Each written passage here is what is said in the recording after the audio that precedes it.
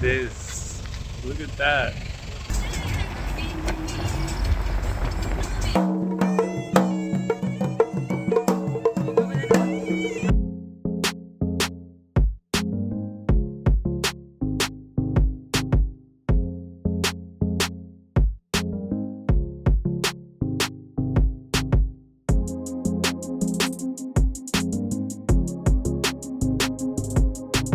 This is Lanka, relax. Good morning, gang. Welcome back to another video. Today we're heading off to Anuradhapura, which is like, the peak civilization, or like peak Sri Lanka from like a civilizational perspective. I don't know if you're going to go see the ruins of the Kingdom of Anuradhapura, but we're going to be definitely going to the religious side. So we've got some of the things to, So Anuradhapura has the Sri Maha Bodhi, which is a Bodhi tree that is supposedly a sapling from the tree in India that the Buddha attained enlightenment, right? So, and it was brought to Sri Lanka like ages ago, like we're talking like 2,000, 2,500, not 2,000, it'll be 2,000, yeah, 2,000 years ago. And it's like known as like the oldest human planted tree in like human civilization, like anywhere across the world. Or like, I guess well known, right? Like they could be just a random like Amazonian tree that someone planted, obviously, but. So we're gonna go see that now.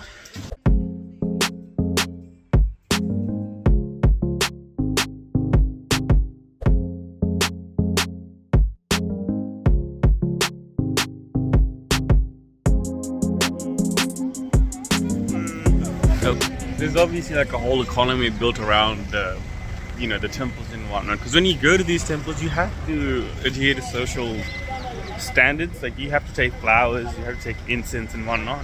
And you also have to like wear long pants, for example. So right now I'm wearing shorts because the long ones are in the wash. I'm gonna have to go buy some long pants or something to cover up my below my knees. Maybe like a sarong or something. So apparently this is a medicine bowl. And so, it has like some of the, the traditional, spices and whatnot, which are used for medicine. The Sri Lankan medicine. We managed to buy a sarong from here. So I'm gonna show you all how I put it on.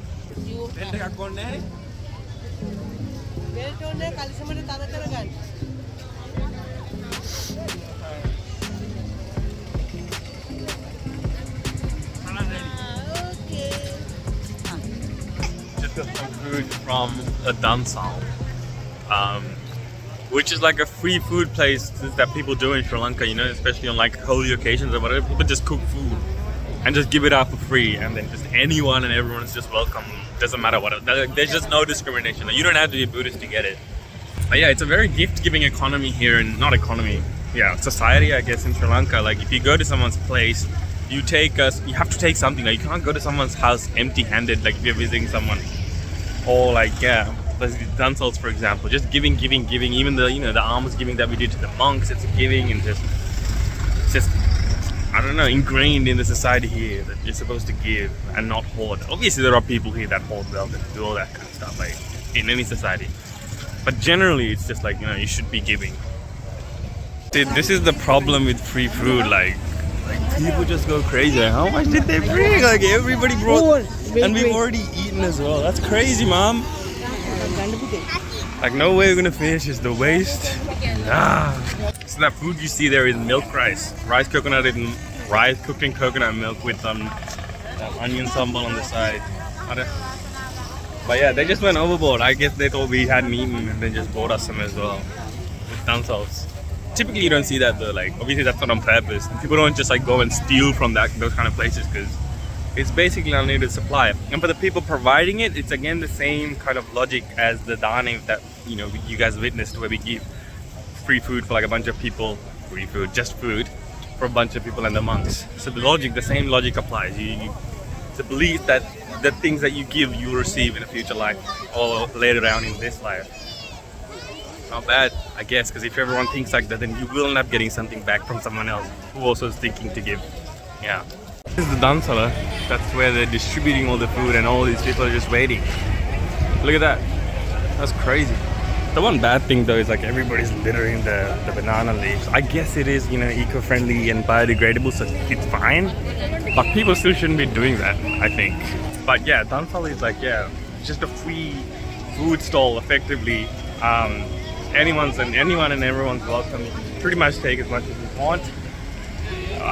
Obviously, like, no one's out here poisoning the food and giving it for free. I don't know if you have to like register with the government, but you probably do have to, right? Otherwise, like, someone could just like sell poisoned food, which ain't it. But yeah, the gift giving culture in Sri Lanka is pretty good. It's insane.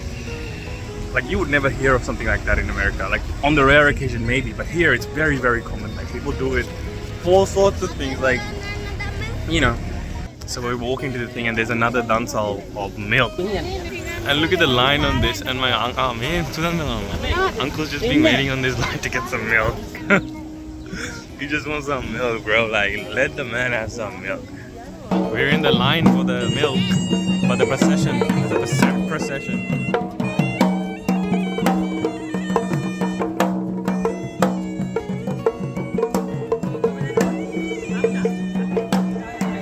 People are just, you know, putting their blessings, all random people just here.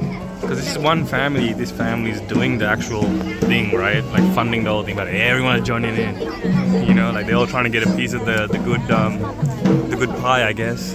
Alright, we're almost at the front to get a milk. And the whole line's there. Just wait. Just quickly, it's very efficient. You just get it. Oh, we got a milk. I don't know what flavor this is, but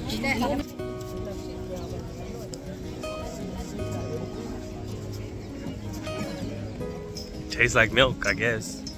Lightly flavored. You can see we're almost at the thing, which is pretty big. It's pretty big actually. And look, oh, that's so cool. Automatic feet washes. We have entered the temple walls. Or whatever the walls. You know, engraved with a whole army of elephants effectively. There's this little spot here. I don't actually know what it's for. There's some stuff set up, same on this side. I think you just walk around it. But the main attraction obviously is this huge monument. Now obviously this episode's a continuation of the previous bana and everything that we did in the previous video. So if you guys haven't seen that, make sure to go check it and come back to this. But as a continuation, we are now giving these, which is, you know, as I mentioned, there's 7 things that a monk can have. It's all packaged in there. There's a bowl, a knife to shave with, all their hair, that's why they're bald. Like, I think a bathing wear, like underwear, and 2 main robes to wear. Right, so that's what's in it. And a bunch of 2 more things, I don't actually know what they are. But we offer it to the temple so that anyone who wants to become a monk, including, like, for example, you or me, if we do want to become a monk, then, you know, the temples have enough of a supply of it to provide those monks for free. Because obviously monks don't have money and you can't just like pay for these things. Like, obviously nowadays it's very common. I'm pretty sure no one goes without a robe if they want to be a monk, but that's why we do it.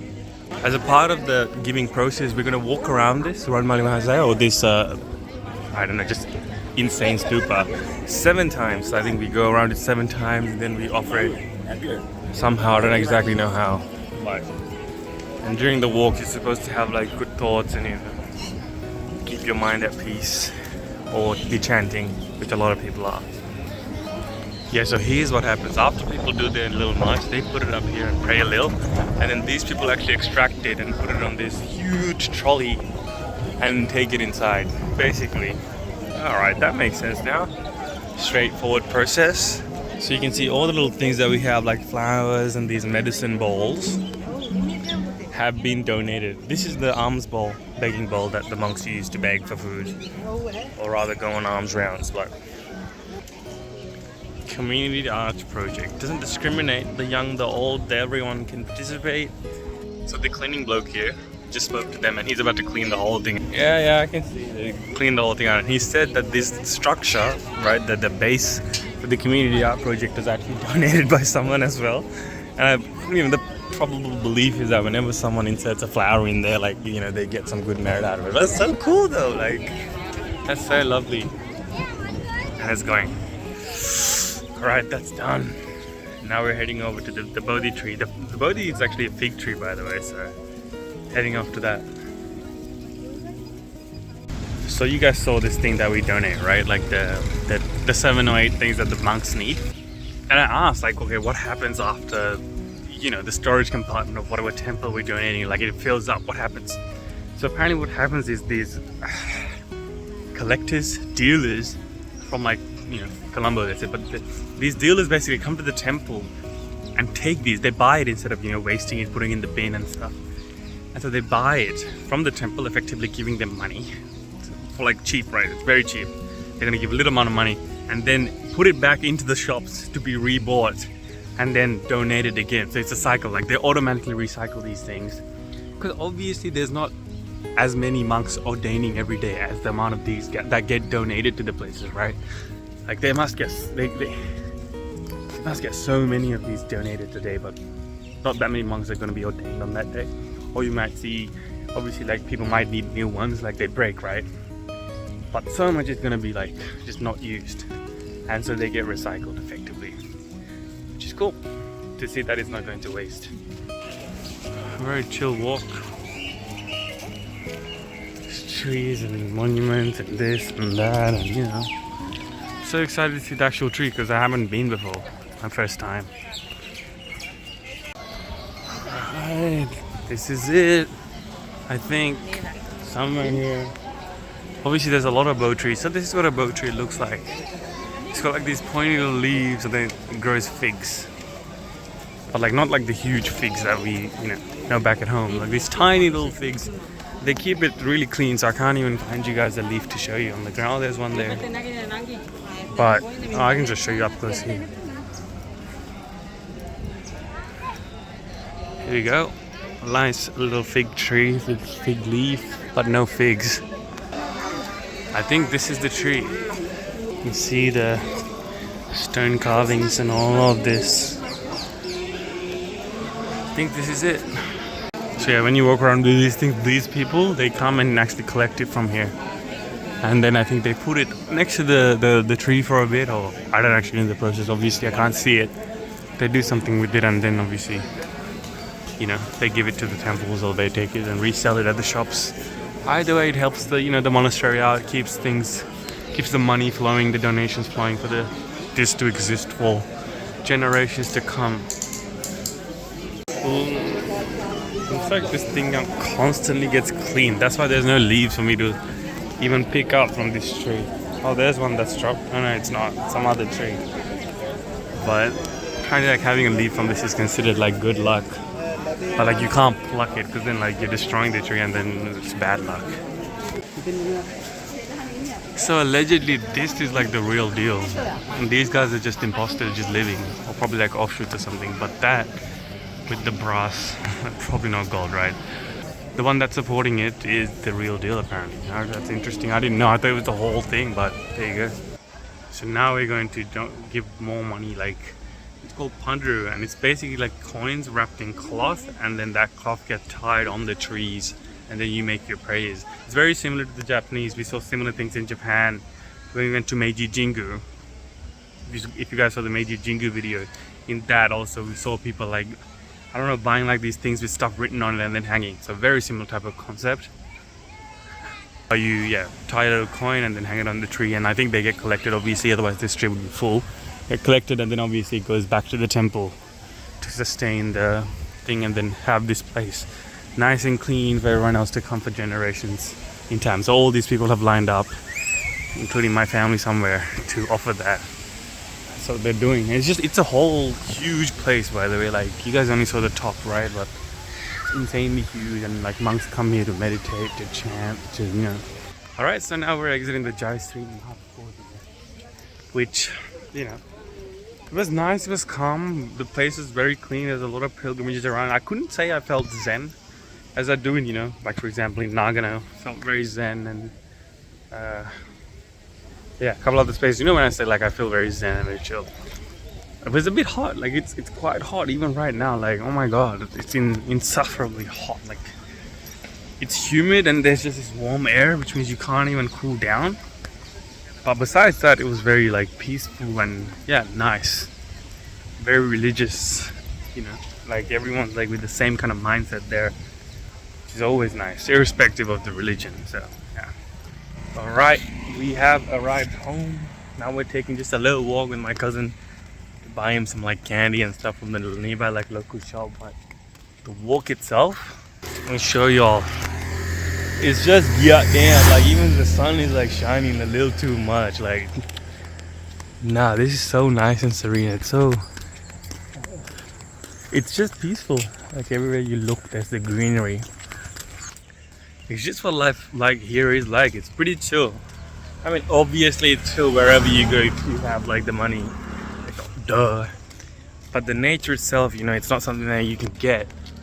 Like even in, you know, Canberra, we don't really.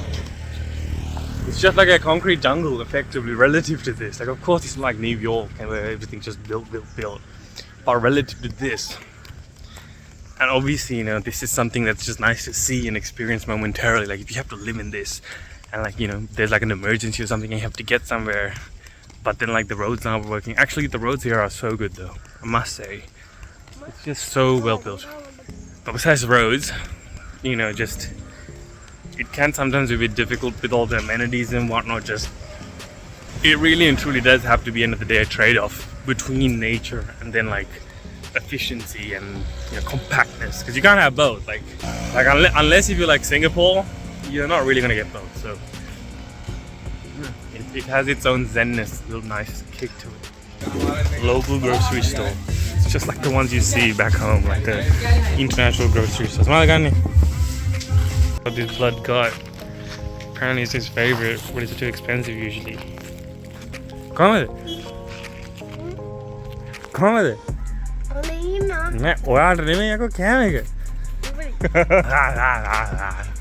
Still shrine reminds me of the shrines that we saw in Japan. You know, some places randomly. I mean, I still don't know the significance of this. Same as in Japan, like why they're leaving it outside. But yeah.